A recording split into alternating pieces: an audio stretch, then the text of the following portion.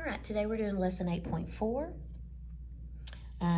where we're finding the circumference of a circle and also finding the length of an arc. Okay, let's look at the warm-up.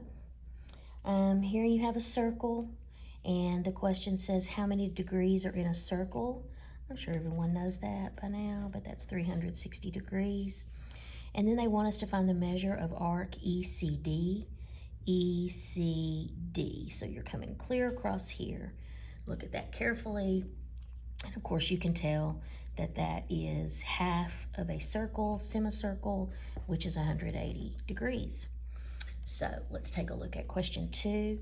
It says if the measure of CE is 26 degrees, so that means this arc right here is 26 degrees, find CD. So you would be looking for this part here.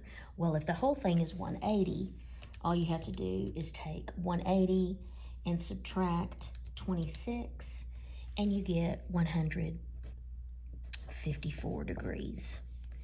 And then it says find the measure of angle CBE, CBE. So that's talking about this right here, okay? And they want us to find CBE. So they want us to find this angle right inside of here. Well, hopefully you remember that an inscribed angle is half of the arc. So the measure of angle CBE would be 13 degrees. Okay, now let's talk about the circumference of a circle. Basically, what the circumference is it's the perimeter, okay? But they call it circumference, okay? Simply because circles are round. And they have a drawing here just to kind of help you remember the different terminology. It shows the C for the circumference being all the way around. The diameter is straight across through the middle. And the radius is simply from the center out to the edge of the circle. So the radius is half of the diameter. And I know you guys know that information. Okay, so let's take a look at this example here. The circumference formula is pi times the diameter, and when you're calculating this on your calculator, do not use 3.14. There is a pi button on your calculator, and that is what you need to use, and then you'll be rounding to the nearest tenth when necessary.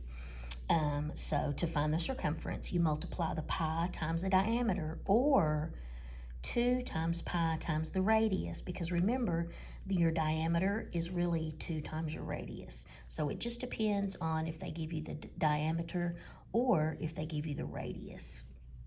Just make sure you pay close attention to that.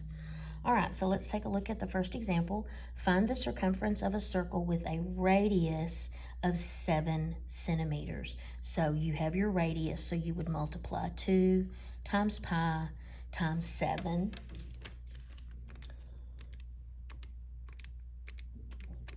And round to the nearest tenth. And when you do, you actually, when you go to calculate that, you have 43.9822, so on. So that 8 is going to make you round that 9 up as well. So that would actually equal 44 centimeters. Be sure to label. Okay, so example 2, the circumference of a circle is 201, find the diameter. Okay, so you're supposed to find the diameter. Now remember, circumference equals pi times diameter. They're giving you the circumference, 201, so that means you have pi times diameter. Now if you're trying to find the diameter, you're going to divide by pi, and that's going to give you, because that will cancel out, that's going to give you your diameter. So 201 divided by pi. And when you round, that gives you 64. It doesn't tell us, so that's going to be 64 units. Be sure to label. Okay. Example 3, a circle is inscribed in a square with 10-inch sides. Now this goes with this diagram right here. what is the circumference of the circle? So look at it carefully. You can see that this circle ends exactly on the edges of the square, which lets you know that your diameter is going to be 10 because this is here. Just pay close attention to that. If there were any space in between here, then your diameter would not be 10. Okay, so they want us to find their circumference. So again, because they give us the diameter, to find the circumference, that's going to be pi times diameter. So pi times my diameter is 10. And when I round, that will give me 31.4 inches. Okay, now example number 4 says, find the perimeter of the square. Is it more or less than the circumference of the circle? All right, so when you find the perimeter of this square, you see that each side is 10. So 10 times 4, because it does tell you it's a square. So that would mean every side would be 10. So that would be 40 inches. That's for the perimeter of that square. Now, is that more or less? Well, the perimeter of the square was 40. The circumference of the circle is 31.4. So why would the perimeter be larger than the circumference of the circle? And the reason for that is because the circle is inside of, you can just abbreviate there, because the circle is inside of the square.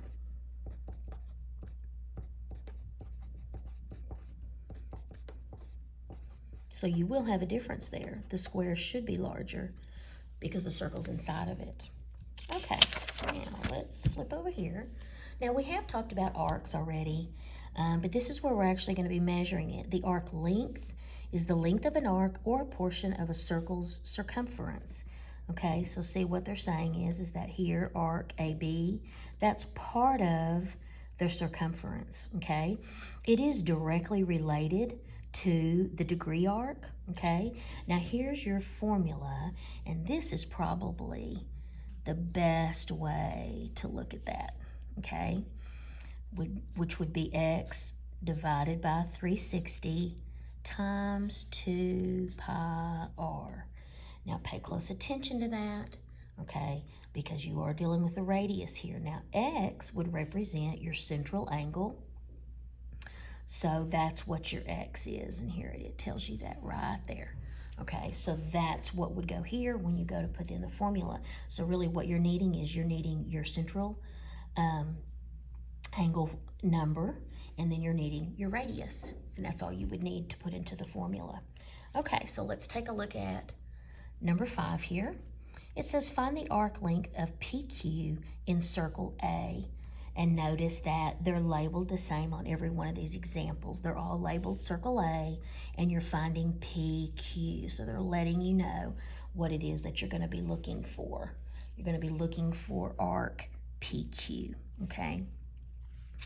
So, and then it says round to the nearest tenth. So let's take a look at that. My central angle, we're just going to go directly with the formula here. My central angle is 135. Over 360, and then I'm going to multiply that by 2 pi, and my radius is 12. And then you're going to round to the nearest tenth. So 135 divided by 360, enter. That's probably the easiest way to do that. And then times 2 pi 12. And then you'll be rounding that to the nearest tenth. So your answer would be 28.3. And again, it doesn't tell you what you're dealing with, so you would just put 28.3 units. Oops, a daisy. Okay. Now let's take a look at number 6. Okay, now I'm finding PQ. Notice what they give me is the other one. So you're needing this angle here, okay? You don't go through 260, okay? You want PQ, so you need this central angle. So if the whole circle is 360 and this part is 260, that means obviously your central angle is going to be 100.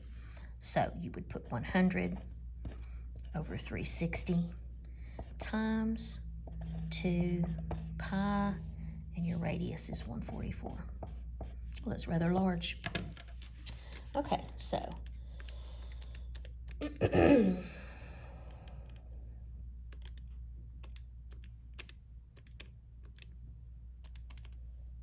and then just be sure to round it. So you should get 251.3.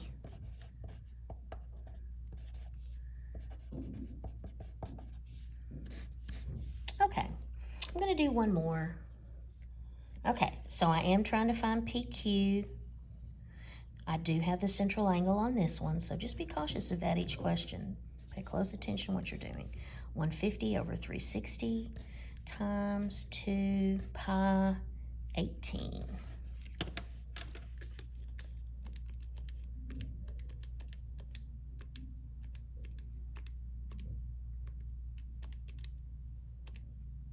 All right, and when you round that, you will get 47.1 units.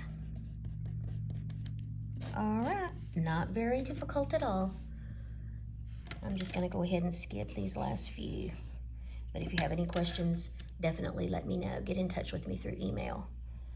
And that concludes our lesson.